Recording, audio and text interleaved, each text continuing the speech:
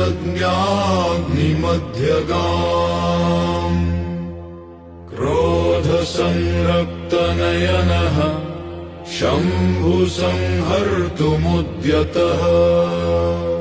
जटाजुटात् समुत्पन्नो भीमः कालानलो महान् वीरभद्र इति ख्यातो रुद्रांश सम्प्रजायते स जलन्निव तेजोभिर्दिगन्तान् सम्प्रदीपयन् नदन्नदनरूपेण यज्ञभूमिं समव्ययात्